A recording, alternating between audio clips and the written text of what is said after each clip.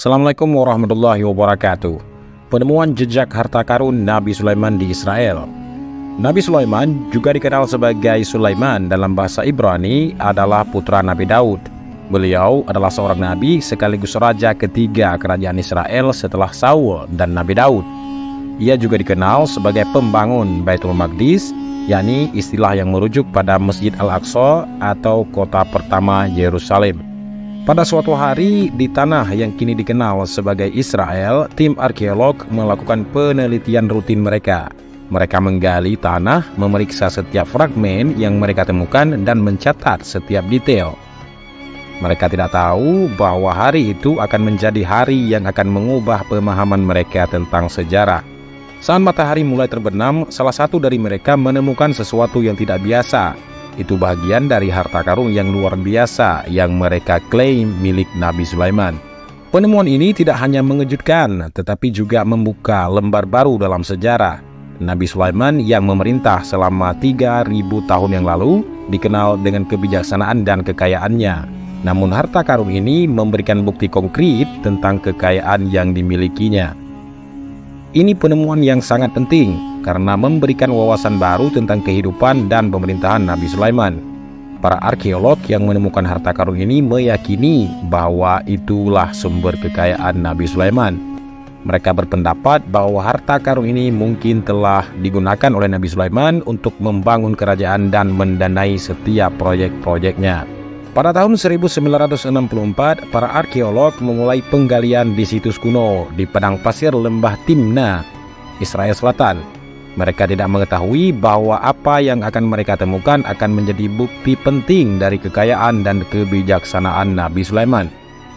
Situs ini yang sekarang dikenal sebagai lembah Timna adalah tempat penambangan biji tembaga pada zaman kuno. Nabi Sulaiman yang memerintah sekitar 3.000 tahun yang lalu diketahui telah berhasil memisahkan biji tembaga dari bebatuan yang ditambang dari situs ini. Proses ini yang dikenal sebagai peleburan melibatkan pemanasan biji tembaga dalam suhu tinggi untuk memisahkan logam murni dari bebatuan. Ini adalah proses yang membutuhkan pengetahuan dan keterampilan teknis yang signifikan. Dan berhasil melakukannya adalah bukti dari kebijaksanaan dan keahlian Nabi Sulaiman. Selama penggalian, para peneliti menemukan jaringan terowongan yang luas. Terowongan ini yang dikerjakan selama era kepemimpinan Raja Sulaiman memungkinkan digunakan untuk penambangan biji tembaga. Pada zaman kuno, tambang di situs ini sekarang dikenal sebagai Lembah Timna di Israel Selatan berkembang pesat.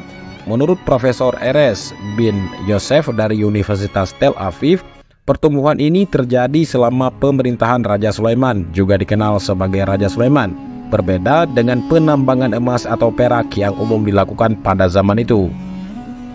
Tambang di situs ini justru menghasilkan biji tembaga. Tembaga yang merupakan salah satu logam paling dicari di muka bumi pada saat itu menjadi komoditas utama yang didulang dari hasil tambang tersebut. Sejumlah bukti yang tersebar di seluruh lokasi menunjukkan keberadaan produksi tembaga secara massal pada masa itu. Ini menunjukkan bahwa Nabi Sulaiman tidak hanya berhasil memanfaatkan sumber daya alam, tetapi juga mengelolanya dengan sangat efisien. Menurut Profesor Ben Joseph, tembaga pada saat tertentu dalam sejarah adalah sumber daya ekonomi yang paling penting dan menjadi industri yang paling menguntungkan. Ini menunjukkan betapa pentingnya biji tembaga bagi kerajaan Nabi Sulaiman dan bagaimana ia berhasil memanfaatkannya untuk memperkuat kerajaannya. Dengan demikian, penemuan ini tidak hanya memberikan bukti fisik dari kekayaan Nabi Sulaiman, tetapi juga memberikan wawasan tentang kebijaksanaan dan keahliannya sebagai pemimpin. Ini adalah bukti nyata dari kekayaan dan kebesaran Nabi Sulaiman dan akan selalu diingat sebagai salah satu penemuan arkeologi paling penting dalam sejarah. Segala kebenaran dan detail penting yang ada dalam video ini kita kembalikan kepada Allah Subhanahu wa Ta'ala. Wassalamualaikum warahmatullahi wabarakatuh.